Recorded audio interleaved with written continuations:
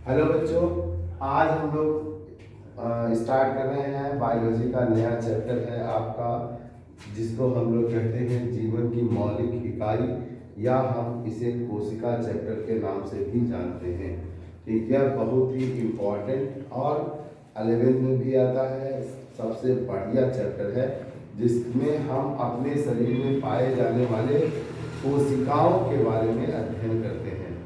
यह पादप और जन दोनों कोशिकाओं के बारे में बात बताता है। तो सबसे पहले स्टार्ट करने से पहले हमको ये जानना है कि कोशिका होती क्या है। जिस तरह से किसी मकान को बनने के लिए जिस तरह से किसी मकान को बनने के लिए ईंट की आवश्यकता होती है, उसी तरह से हमारे शरीर को, बहुकोशिकीय जीवों के शरीर को बनने के लिए कोशिकाओं की आवश्यकता होती है। और एक कोशिका अपने आप में पूर्ण होती है, क्योंकि कोशिका के अंदर नाभिक और कोशिका तथा नाभिक के अलावा नाभिक के बाहर और कोशिका के अंदर और भी बहुत सारे अंगक पाए जाते हैं, जैसे माइटोकॉन्ड्रिया, गाल्गी बॉडी, पेराक्सीसोम, लाइसोसोम्स, ऐसे बहुत राइबोसोम्स बहुत सारे पाए जाते हैं। इन सब को सम्मिलित रूप में हम बन रहे हैं। तो उसी कोशिका में अब हम लोग ये देखते हैं कि कोशिका की उत्पत्ति कैसे हुई। जिस प्रकार घर को बनाने के लिए हमें ईंट की आवश्यकता होती है, ठीक उसी प्रकार बहुकोशिकीय जीवों को बनाने के लिए किसकी आवश्यकता होती है? कोशिका की आवश्यकता होती है। ठीक है बच्चों, कोशिका हमारे शरीर की समस्त क्रियाओं जैसे श्वसन, पाचन, उत्सर्जन, प्रजनन, गमन, इन सब क्रियाओं को नियंत्रित करता है और इन क्रियाओं को संचालन करने का कार्य भी यही करता है। तो कोशिका की परिभाषा क्या हुई? कोशिका जीवधारियों की संरचनात्मक एवं क्रियात्मक इकाई मानी जाती है। कोशिका जीवधारियों की संरचनात्मक एवं क्रियात्मक इकाई मानी जाती है। फिर आता है कि कोशिका की खोज कैसे हुई।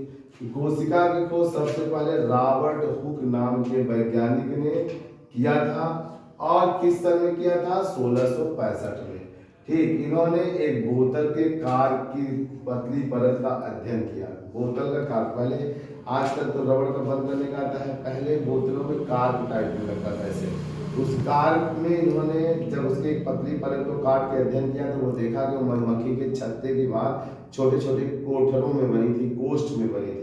ठीक, उन्हीं कोष्ठों को इन्होंने अपनी पुस्तक माइक्रोग्राफिया में वर्णन किया, इन सब का अध्ययन वर्णन किया, और उसी कोष्ठक की भांति इन्होंने बताया कि हमारे शरीर में कोशिकाएं होती हैं। ठीक, हालांकि कोशिका शब्द की उत्पत्ति ग्रीक भाषा के सेलुला शब्द से हुई है, जिसका अर्थ होता है एक छोटी सी कोठरी। अर्थात फिर से मैं बोल रहा हूँ, कोशिका शब्द की उत्पत्ति ग्रीक भाषा के सेलुला शब्द से हुई है। किससे हुई है? सेलुला, जिसका अर्थ है एक छोटी सी कोठरी। कोठरी माने कमरा टाइप। ठीक है ना बच्चों?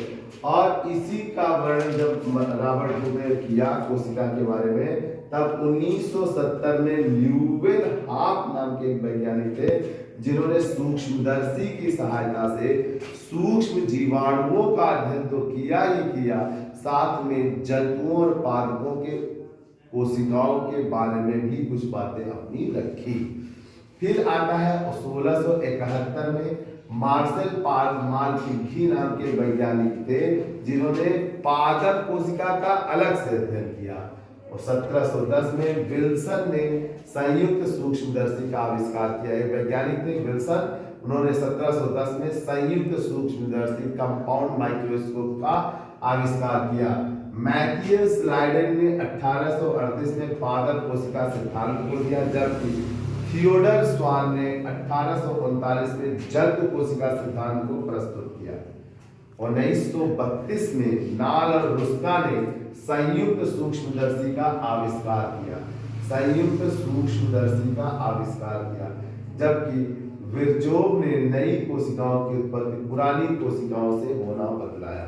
जबकि विर्जोव नाम के एक वैज्ञानिक थे, उन्होंने कहा कि नई कोशिकाओं की उत्पत्ति उनके पुरानी कोशिकाओं के द्वारा ही होती है। अब आता है बच्चों कोशिकाओं के प्रकार। कोशिकाएं कितने प्रकार की होती हैं, तो इसको हम लोग अपने अगले वीडियो में आपको देंगे। तब तक के लिए धन्यवाद।